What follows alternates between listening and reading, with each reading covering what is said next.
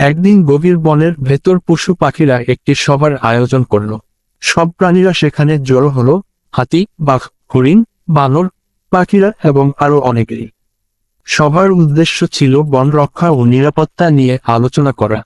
কারণ সম্প্রতি মানুষ বন কেটে ফেলছে, শিকার করছে, আর এতে বনের প্রাণীরা বিপদে পড়ছে।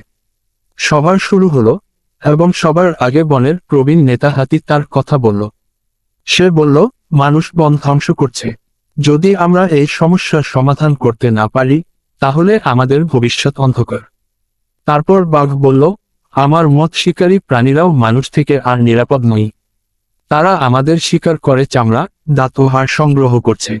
হরিণ বলল, মানুষ গাছ কাটছে, আর এতে আমাদের খাবারের অভাব হচ্ছে। গাছ না থাকলে আমরা কোথায় যাব? পাখিরাও উদ্বিগ্ন হয়ে বলল, গাছ না থাকলে আমাদের বাসা করার জায়গা থাকবে না। আমাদের ডিম ও ছানারা বিপদে পড়বে।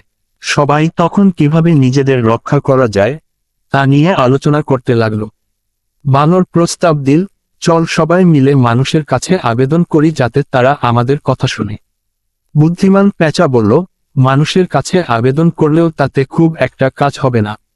বরং আমরা যদি একসঙ্গে দল বেঁধে মানুষের মুখোমুখি হই এবং তাদের বোঝাতে পারি, তবে হয়তো কিছুটা সুফল পাব। সবাই এই প্রস্তাবে একমত হল। তারা সিদ্ধান্ত নিল যে বনের প্রাণীদের মধ্যে একটি মৈত্রী গড়ে তুলবে। এরপর সবাই একযোগে গর্জন, ডাক এবং চিৎকার করে তাদের উপস্থিতি জানান দিল। এই আওয়াজ মানুষের কানে পৌঁছালো, আর মানুষ বুঝতে পারল যে প্রাণীরাও নিজেদের বাঁচাতে মরিয়া।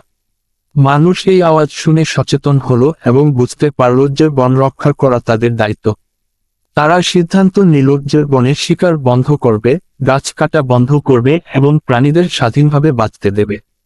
পশু পাখিরা তখন থেকে শান্তিতে বাস করতে লাগলো, এবং বনের পরিবেশ আবার সবুজ ও প্রাণবন্ত হয়ে উঠল।